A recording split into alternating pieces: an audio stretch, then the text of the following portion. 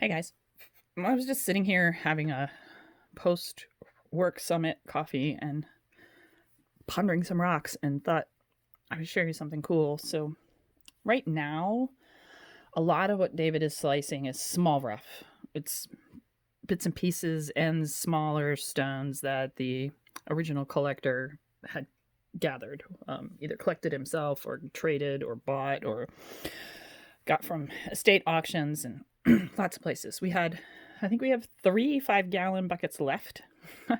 We originally had 5, so he's been slicing a lot of material.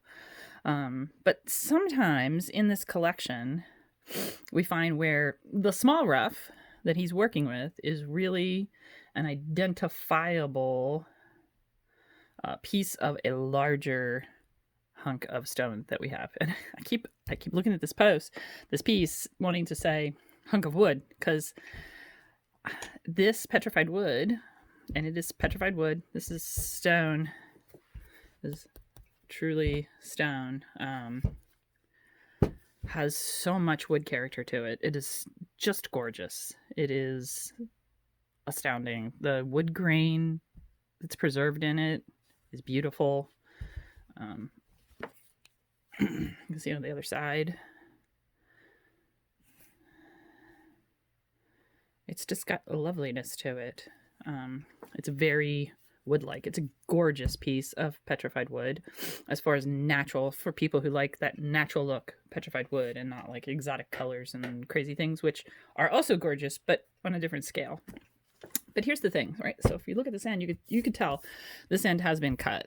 And it turns out that there was one of the small hunks that David was working on was cut off of this. And if I spray a little water on it, you can see the coloration in that.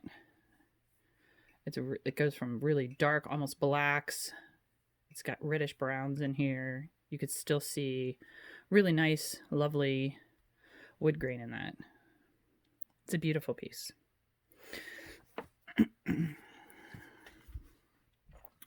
And you can look at the shape of it and start to see that same shape. Now, this is from a piece that was earlier on. I don't have the blacker pieces that are blacked on the edge. You could see that it started out light and got darker and darker. And I'll lay a few of them out here and wet them.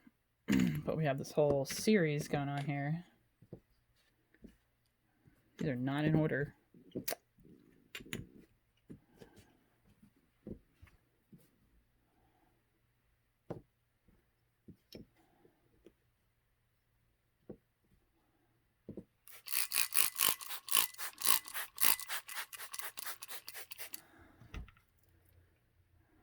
So you can see it's got that identical shape. And here's one of the ones that was starting to get into the black, and it actually fractured. So whatever's causing that color change, the mineral change there's an unstable piece where one of them fractured, so we stopped.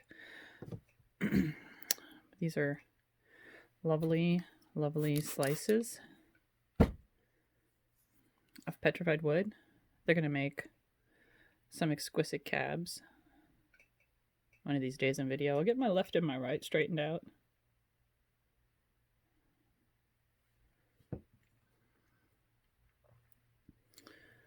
These pieces of the shape, this to me, it looks like a dragon's head. You can see like the eye.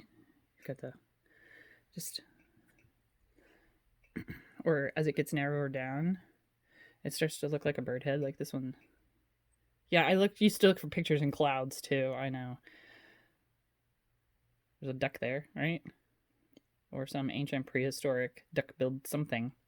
But ancient wood.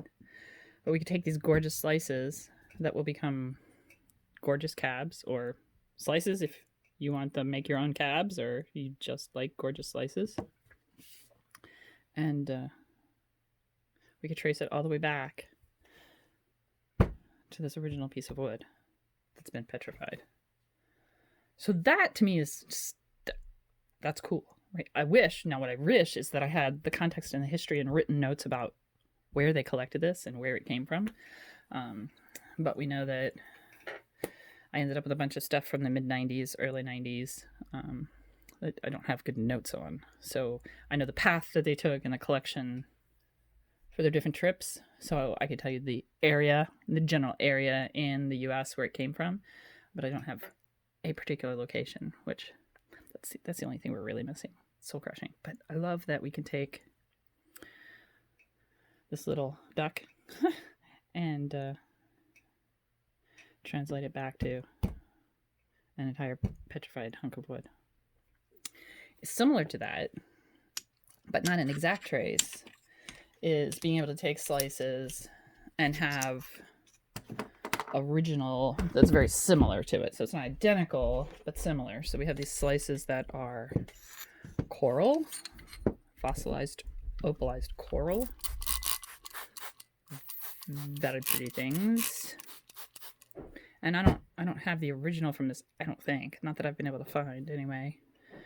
But I do have similar, right? So we have this piece of fossil coral. So you could definitely see where these structures came from, right? You could see the tubes in the matrix. This one had the tubes spaced out a bit more, but here they were closer together. You can see them here and here. And if you look at the bottom of this,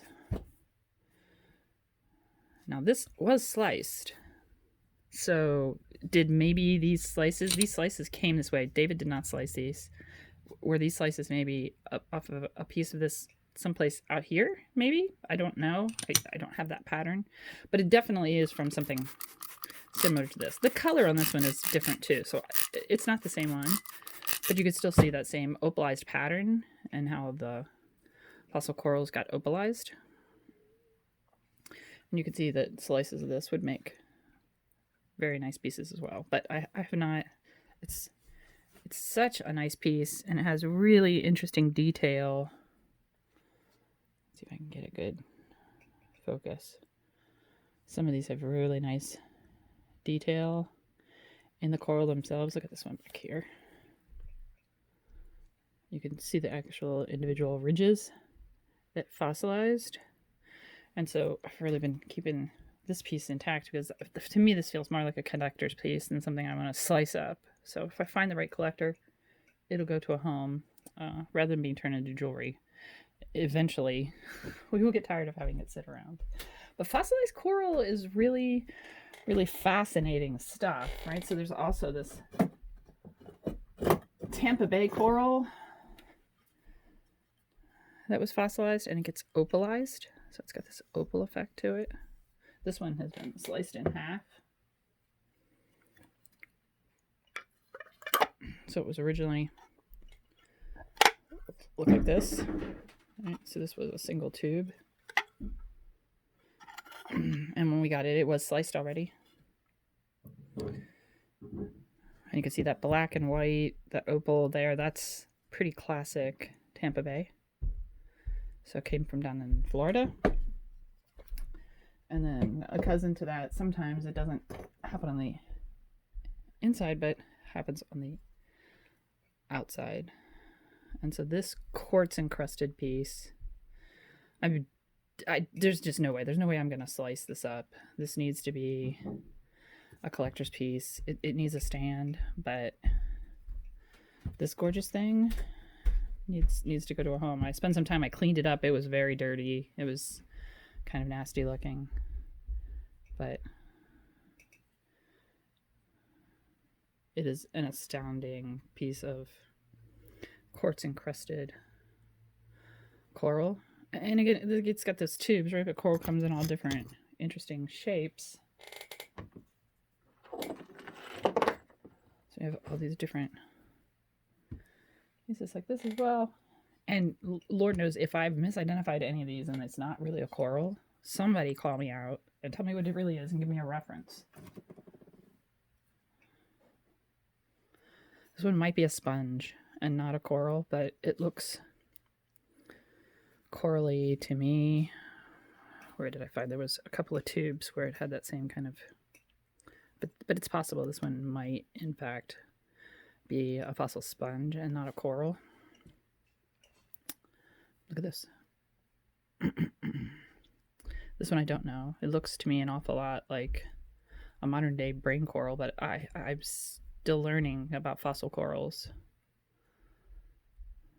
So I don't know for sure, but the detail in this is just amazing, as well as this one. So coral, it's been around for a long, long time. We are unfortunately putting it in danger every day. We might not have fossils of the stuff we have around today, but we certainly can enjoy both as specimens and as pieces that will become jewelry. Enjoy that fossilized coral. So that's just my meanderings and ponderings this afternoon while I have my post-work summit coffee and before I dive into the workshop. Y'all stay safe.